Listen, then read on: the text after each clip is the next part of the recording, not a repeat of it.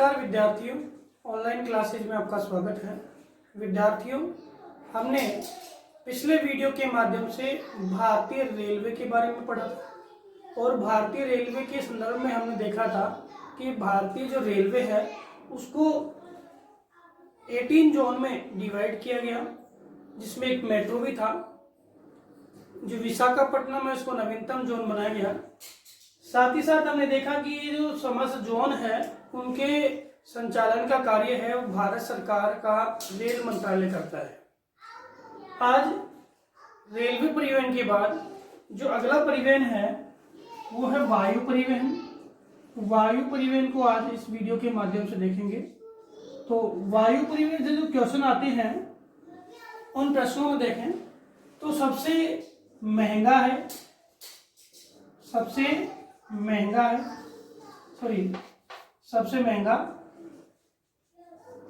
साथ ही साथ यह तीव्रगामी है, एवं जो खराब होने वाली वस्तुएं हैं, जो शीघ्र खराब होने वाली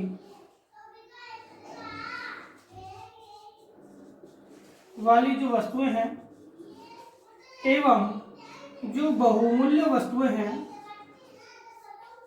उन बहुमूल्य वस्तुओं के परिवहन के लिए ये सबसे महत्वपूर्ण परिवहन माना जाता है। द्रुतगामी हो गया, यानी तीव्रगामी या द्रुतगामी परिवहन ये है सबसे महंगा है।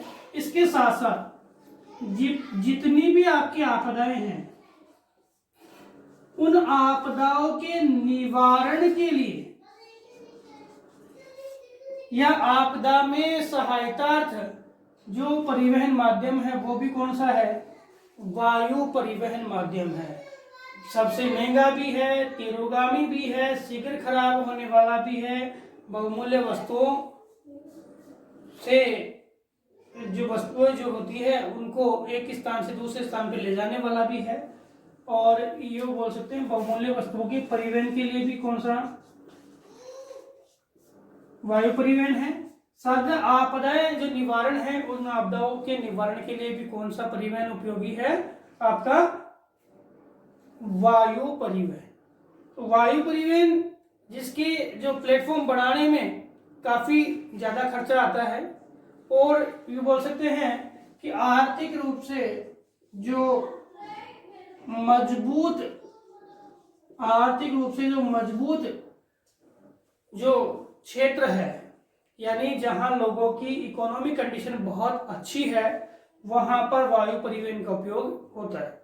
क्योंकि परिवहन के उपयोग के लिए चाहे वो वायु हो, चाहे वो सड़क हो, चाहे वो रेल हो, चाहे वो आपके जल हो, सबके लिए सबसे महत्वपूर्ण आपके है कि उस परिवहन की मांग होना जरूरी है। फिर भौतिक स्वरूप वहां जो स्थिति कैसी है जिसके आधार पर परिवहन विकास होगा या नहीं होगा वो आवश्यक है। तो मांग के आधार पर, तो मांग के लिए क्या चाहिए? एक आर्थिक स्थिति मजबूत चाहिए। किसके लिए? वायु परिवहन के लिए। अब हम देखते हैं कि भारत में जो वायु परिवहन है इसकी शुरुआत जो है कब से हुई। तो इसकी शुरुआत के लिए देखें तो सबसे पहले 1911 में इलाहाबाद, कहां पर है? यूपी में है। इसका नाम आजकल क्या कर दिया? प्रयागराज। क्या नाम कर दिया? प्रयागराज। इलाहाबाद से नैनी तक कितनी किलोमीटर? 10 किलोमीटर। 10 किलोमीटर की दूरी में सबसे पहले वायु परिवहन का जो है संचालन किया गया और उद्देश्य था डाक सेवा। क्या उद्देश्य था? डाक सेवा। फिर 1947 में 4 कंपनियां, कितनी कंपनी? 4 कंपनियां वो आई जिसने वायु परिवहन में विकास के लिए प्रयास किए। इन 4 कंपनियों में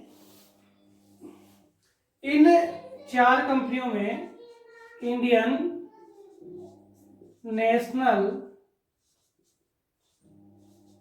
national Airways,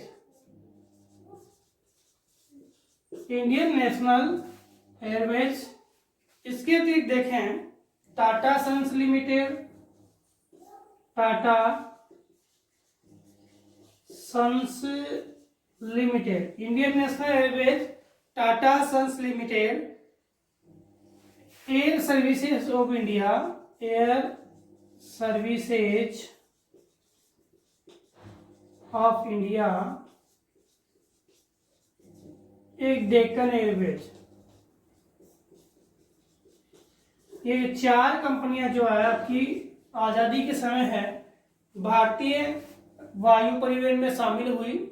Indian National Airways, Tata Sons Limited, Air Services of India, इसके बाद डेक्कन एयरवेज।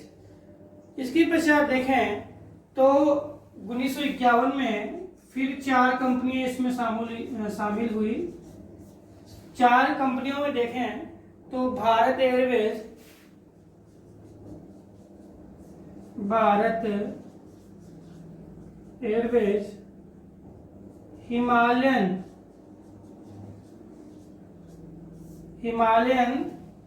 एविएशन लिमिटेड,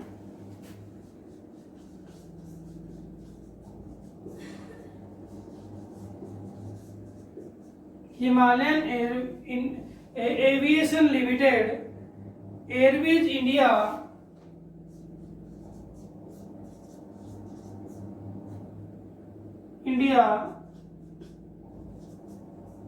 और कलिंगा एयरवेज।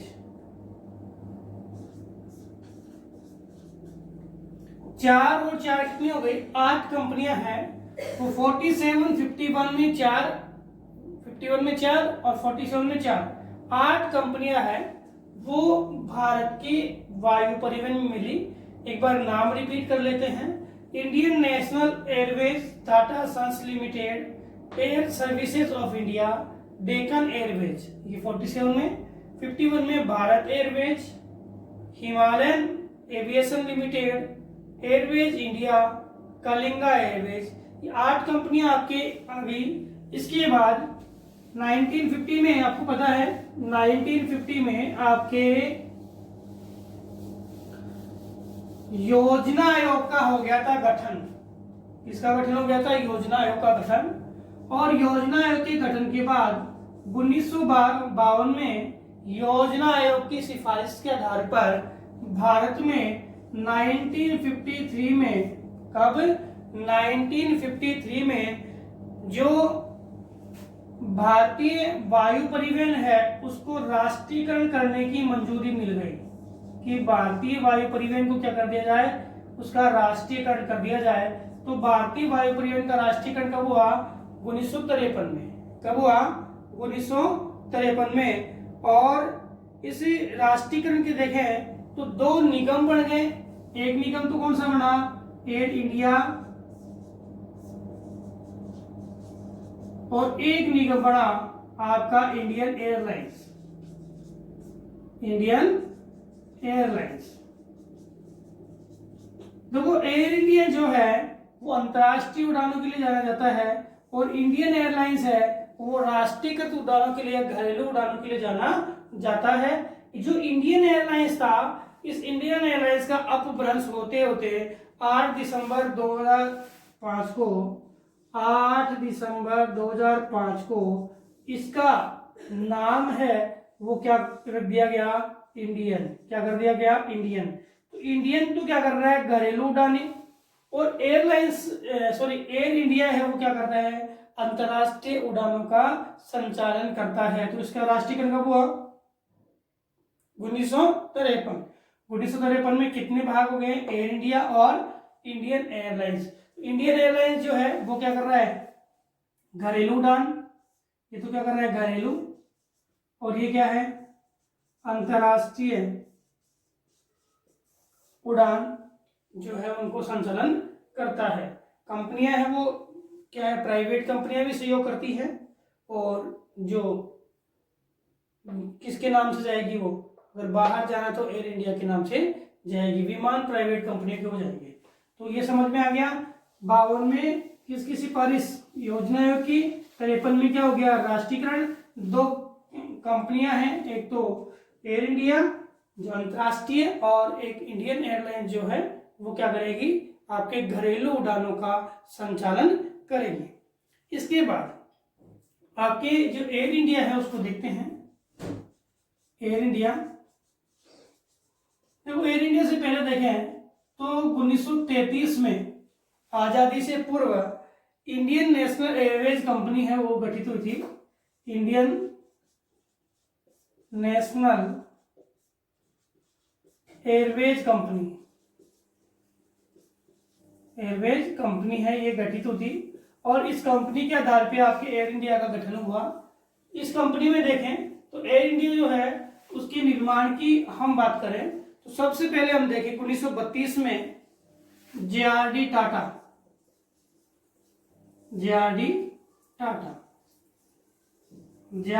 ने कहा 1932 में टाटा एयरलाइंस आया था, अभी हमने पढ़ा था नाम टाटा एयरलाइंस का गठन किया कब, 1932 में। कब, किसने, जे.आर.डी. टाटा ने। और ये टाटा जो एयरलाइंस है वो 29 जुलाई 1946 को एयर इंडिया में क्या हो गई, मिल गई। एयर इंडिया में क्या हो गई, कन्वर्ट हो गई 29 जुलाई 1946 को। और फिर बाद में पता ही है आपको कि 1953 में क्या हो गया, इसका राष्ट्रीयकरण हो गया एयर इंडिया के नाम से। तो एयर इंडिया जो है उसकी स्थापना के लिए देखें तो टाटा एयरलाइंस है वो एयर इंडिया के रूप में क्या हुई, निर्मित हो गई। 53 में क्या हो गया, राष्ट्रीयकरण हो गया। अब इंडियन एयरलाइंस की बात करें तो इंडियन एयरलाइंस जो है, इंडियन एयरलाइंस जो जिसका नाम क्या हो गया आजकल इंडियन, ये घरेलू उड़ानों के लिए है, अभी मैंने बताया, और साथ ही साथ इसका मुख्यालय वो नई दिल्ली में है। घरेलू उड़ानों के लिए क्या कर रही है, काम कर रही है। और किस अधिनियम के अंतर्गत काम कर रही है, तो एयर निगम अधिनियम,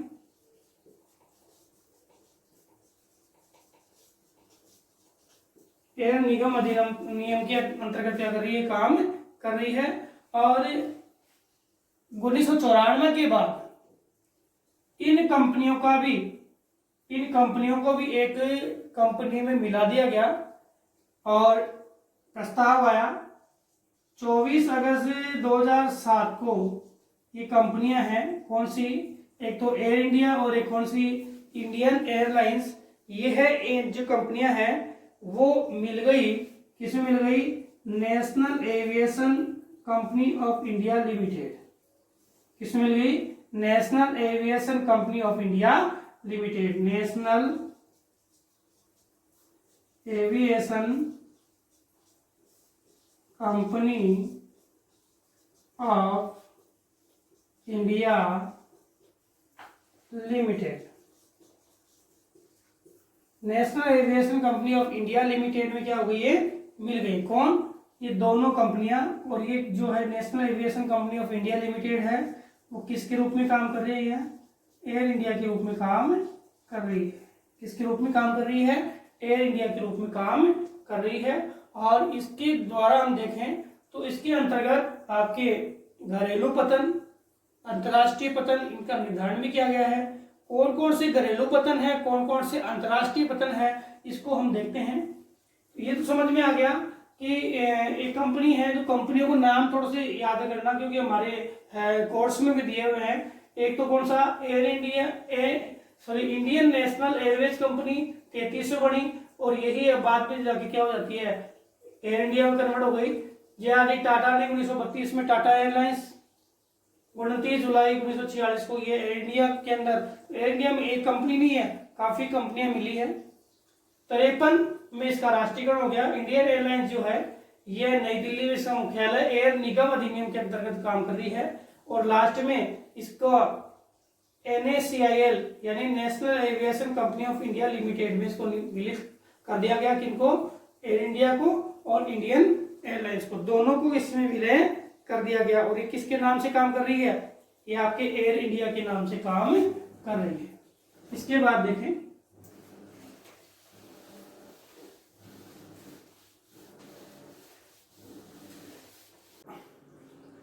अब भारत के प्रमुख अंतर्राष्ट्रीय हवाई अड्डे देखते हैं। अंतर्राष्ट्रीय हवाई अड्डों के अंतर्गत देखें तो यहाँ एक शब्द आपके बुक में है, जो पाठ्यक्रम में है, ग्रीन फील्ड हवाई अड्डे। ग्रीन फील्ड हवाई अड्डे, जो ग्रीन फील्ड हवाई अड्डे वो हवाई अड्डे हैं जिनके निर्माण में पर्यावरण या पारिस्थितिकी को ध्यान में रखा गया हो और उसी के आधार पर उन हवाई अड्डों का निर्माण किया गया हो। तो ऐसे हवाई अड्डों को हम बोलते हैं ग्रीन फील्ड हवाई अड्डे। और इन ग्रीन फील्ड हवाई अड्डों में सबसे पहला जो नाम आता है वो आपका आता है राजीव गांधी हवाई अड्डा हैदराबाद। राजीव गांधी हवाई अड्डा हैदराबाद। इसके बाद आपके दूसरा जो नाम, जिसे जोधपुर का, कौन सा, जोधपुर का, लेकिन जोधपुर अंतर्राष्ट्रीय हवाई अड्डा नहीं है, लेकिन हैदराबाद जो राजीव गांधी है वो क्या है, अंतर्राष्ट्रीय हवाई अड्डा है। मैंने इस मैप में भारत के लगभग अंतर्राष्ट्रीय अड्डे जो भी है उनको प्रदर्शित किया है। तो दूसरा ग्रीनफील्ड हवाई अड्डा है वो कहाँ पर है, जोधपुर में। और एक आपके सिक्किम के बेरुयांग में बना है, जो प्रस्तावित था, बन चुका है, उद्घाटन कर दिया, ये एक हवाई अड्डा है। तीसरा हवाई अड्डा जो है आपका वो है चेतू, नागालैंड का। और एक नाम और है आपके ईटानगर। ईटानगर, ईटानगर किसकी राजधानी है, अरुणाचल प्रदेश की। ईटानगर किसकी राजधानी है, अरुणाचल प्रदेश की। और सिक्किम का कौन सा है, बेरुयांग, नाम लिखना भूल गया, बेरुयांग। ये हवाई अड्डे हैं जिनको ग्रीनफील्ड हवाई अड्डों का दर्जा मिला हुआ है। सबसे पहला कौन सा है, हैदराबाद, यानी है राजीव गांधी, जोधपुर, बेरुयांग, ईटानगर और चेतू। इसके बाद देखते हैं कि कुछ बड़े हवाई अड्डे, कुछ छोटे हवाई अड्डे हैं जो अंतर्राष्ट्रीय है, घरेलू है। तो इनमें महत्वपूर्ण जो आपके हवाई अड्डे हैं उनमें देखें तो नई दिल्ली इंदिरा गांधी हवाई अड्डा, अंतर्राष्ट्रीय हवाई अड्डा। श्रीनगर में जो हवाई अड्डा उसका नाम है शेख अल आलम, शेख अल आलम। फिर अमृतसर की बात करें, उत्तर से दक्षिण देखते जाएंगे जिसे याद भी हो जाए। अमृतसर में गुरु रामदास अंतर्राष्ट्रीय हवाई अड्डा, अमृतसर में कौन सा है, गुरु रामदास अंतर्राष्ट्रीय हवाई अड्डा। राजस्थान में सांगानेर हवाई अड्डा है। गुजरात में सरदार वल्लभ भाई पटेल, अहमदाबाद का जो है, कहां पर स्थित है, अहमदाबाद, सरदार वल्लभ भाई पटेल हवाई अड्डा। इंदौर में देवी अहिल्याबाई अंतर्राष्ट्रीय हवाई अड्डा। फिर आपके वाराणसी की बात करें तो लाल बहादुर शास्त्री हवाई अड्डा, लाल बहादुर शास्त्री हवाई अड्डा। वाराणसी के हवाई अड्डे का क्या नाम है, लाल बहादुर शास्त्री हवाई अड्डा। और हम लखनऊ की बात करें, लखनऊ की, तो लखनऊ में चौधरी चरण सिंह हवाई अड्डा। कौन सा, चौधरी चरण सिंह हवाई अड्डा। इसके बाद हम देखें कोलकाता, जो नेताजी सुभाष चंद्र बोस के नाम से जाना जाता है, जो हवाई अड्डा है उसे दमदम हवाई अड्डा भी कहते हैं। फिर हम बात करें नागपुर की, तो नागपुर में बाबा साहब भीमराव अंबेडकर हवाई अड्डा। मुंबई में बात करें तो पहले ये सांतरागाछ था, इसका ही नाम क्या है, छत्रपति शिवाजी हवाई अड्डा। फिर गोवा की बात करें तो गोवा के हवाई अड्डे का नाम है डेबोलिम, डेबोलिम हवाई अड्डा। फिर कर्नाटक में मैंगलोर हवाई अड्डा। कर्नाटक में हम बात करें तो कैंपगौड़ा बेंगलुरु हवाई अड्डा, कैंपगौड़ा बेंगलुरु हवाई अड्डा। आंध्र आपके तेलंगाना में बात करें तो राजीव गांधी हवाई अड्डा। इसके बाद में चेन्नई है, चेन्नई का जो हवाई अड्डा है उसका नाम क्या कर दिया गया, अन्ना हवाई अड्डा। कौन सा, अन्ना हवाई अड्डा, जो पहले क्या नाम था, मीनांकबम। क्या नाम था, मीनांकबम, मीनांकबम। और इसके बाद हम देखें अपने केरल में तो कालीकट, कोझिकोड वाला भाग, जिसका नाम कालीकट का नाम क्या कर दिया, कोझिकोड, ये कोचीन है, कोची। त्रिवेंद्रम, ये कहाँ है, तिरुवनंतपुरम में। त्रिवेंद्रम हवाई अड्डा कहाँ है, तिरुवनंतपुरम में।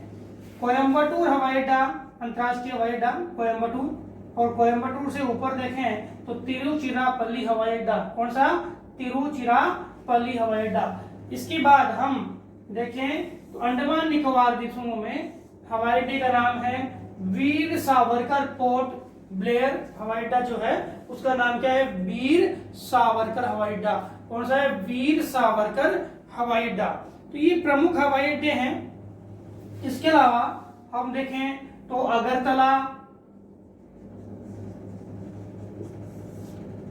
अगरतला हवाई अड्डा जो आपके त्रिपुरा का है। इसके अलावा हम देखें तो गोरखपुर हवाई अड्डा यूपी का है। औरंगाबाद हवाई अड्डा जो आपका किसका है, महाराष्ट्र का है। कौन सा, औरंगाबाद किसका है, महाराष्ट्र का है। गया किसका है, गया हवाई अड्डा आपके बिहार का है। भुवनेश्वर किसका है, उड़ीसा का है। भुवनेश्वर किसका है, उड़ीसा का है। इसके अलावा भुज किसका है, आपके गुजरात का है। भुज किसका है, गुजरात का है। इसके अतिरिक्त देखें तो जबलपुर पढ़ा था हमने कल, जबलपुर जो है वो आपका किसका है, मध्य प्रदेश का है। जो WCR था, वेस्ट सेंट्रल रेलवे था, जबलपुर वो मध्य प्रदेश का है। मध्य प्रदेश के जबलपुर के अलावा देखें तो Bilaspur north central east railway, Bilaspur कहाँ का है, छत्तीसगढ़ का है। इसके अलावा झांसी। ये आपके प्रमुख हवाई अड्डे हैं जो भारत में परिवहन, कौन सी सुविधा, वायु परिवहन की सुविधा हमें उपलब्ध करा रहे हैं। तो विद्यार्थियों, आज हमने वायु परिवहन के अंतर्गत वायु परिवहन के ऐतिहासिक परिदृश्य, साथ ही साथ उसके राष्ट्रीयकरण की रूपरेखा और इसके प्रमुख अंतर्राष्ट्रीय और प्रमुख हवाई अड्डे हैं वो हमने देखे हैं। अगले वीडियो के माध्यम से वायु परिवहन की कौन कौन सी अनुकूलतम दशाएं हैं उनका अध्ययन हम करेंगे।